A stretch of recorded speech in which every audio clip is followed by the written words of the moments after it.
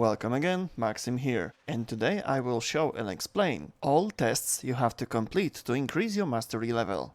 Once you have enough mastery points to unlock next rank, you must complete special mission to prove that you are worthy of receiving a higher rank. However, before I start explaining them, it is worth knowing a few basic facts. The tests themselves can be performed once every 24 hours. If you fail the challenge, the next attempt will be possible after 24 hours. Also, if you have a lot more points than the next rank requires, let's say you have enough of them to do 2 rank ups right away, this rule also applies here.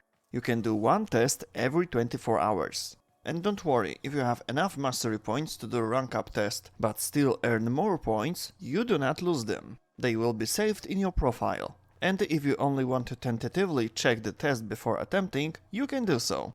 This way you'll be able to prepare yourself properly and won't block your chance for a day. Go to the Cephalon Summaries on the relay. When you enter his room, turn right. You will see stairs with mastery rank symbols on the right wall. Here you can check every one you have access to. During the actual challenge, you will have 1 or 3 approaches, all depends on the test. If you leave in the middle of the test, it will be considered as a fail. Last thing you need to know before we start is that you have to choose your equipment before the test. So first, choose what you think will be good, and then you are good to go. Okay, now let's check those tests. I will try to summarize them and give a little hint on what could make it easier to pass them. Tests for first, second and third rank will test your ability to use primary, secondary and melee weapons. First test, enemy levels 1 to 2. On the second, levels 5 to 6. And on the third, enemies are level 15. Test number 4. You have to survive 1.5 minutes while enemies will spawn all the time. Test for rank 5 is to hack 6 consoles before time's up, 3 Grineer and 3 Corpus consoles. 6th test will check how accurate and perceptive you are. Blue spheres will float around you. One of them will turn red and that will be your first target. Shoot it and then follow the green lines to the next targets. The test for rank 7 is similar to the test for rank 5. Waves of enemies, you have to kill them before time runs out. Any method allowed. Rank 8 test is a course. To reach its end, you need to active platforms by shooting spheres. In 9th test, you need to kill enemies silently. Approach your enemies from behind and kill them with melee weapon, or you can perform silent kills with some kind of bow. You have to eliminate all opponents without raising any alarm. Test number 10 is a test of agility and accuracy. You can shift around on 9 platforms, but each of them will disappear after some time, counting from the moment you first stepped on them. 15 opponents to kill before all platforms disappear. 11th test is quite interesting. It is a course that you have to complete before the time runs out. You can add 5 seconds for each shoot down red sphere. They will appear around the track through the test. In test number 12 you have to kill some number of enemies, but also avoid deadly lasers, all before time runs out. Test number 13. Again disappearing platforms and enemies to kill. The platforms are slightly differently arranged than the last time. Test number 14. 3 arenas and each has a specific number of enemies to kill. Each arena is a different faction. Test number 15 is an interception. I recommend using some kind of crowd control or defending points from high spots. Test number 16 is a quite calm and short 3-wave defense. Rank 17 test is about killing enemies with a time limit. You have to kill 30 mobs, and in order to increase the amount of time, you have to hit marked white objects with melee weapon. Test number 18 is a longer variant of test number 16, defense. However, here you have a bigger map, more enemies and more waves, 5. Test number 19 is a rescue mission. After you destroy 6 marked spheres, you have to escort the prisoner to a safe place. During this mission you cannot raise any alarm.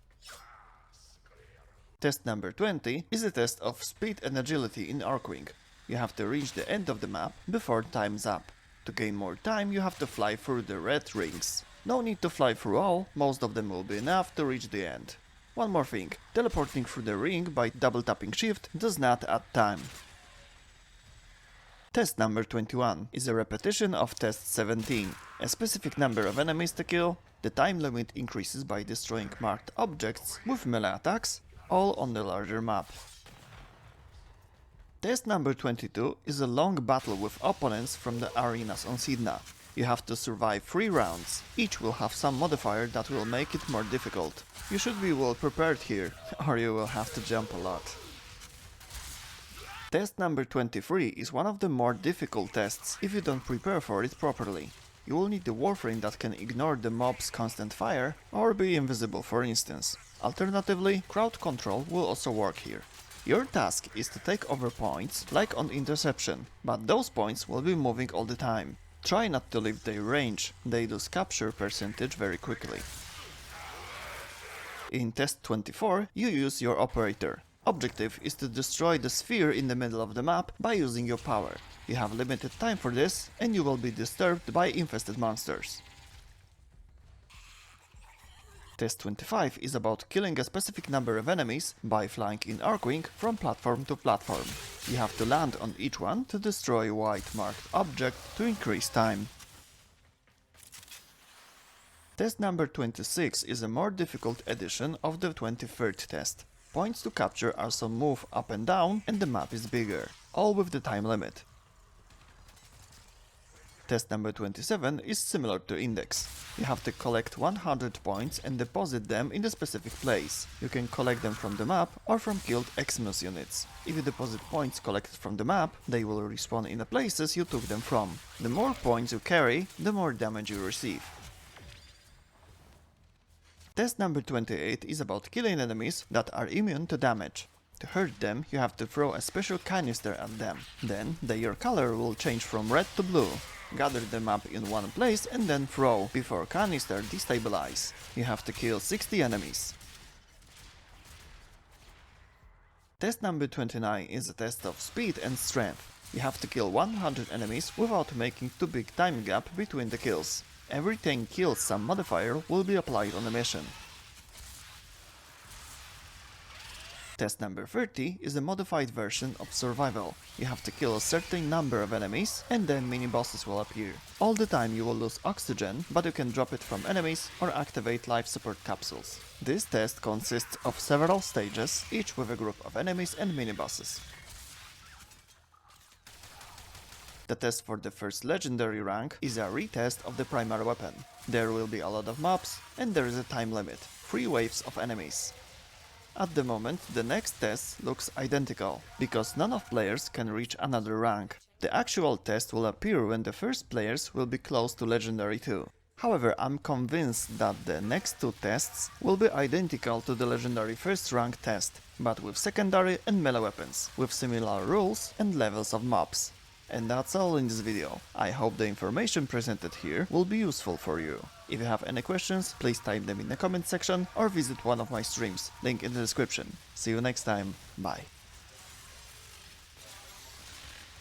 Thank you for watching, leave a reaction under this video if you liked it or not. I'd like to read your comments as well. If you want to see more videos like this, subscribe to my channel and click the notification bell. I also invite you to visit my Twitch channel, Maxim_land. Streams from Monday till Sunday at 5 PM. See you next time, bye.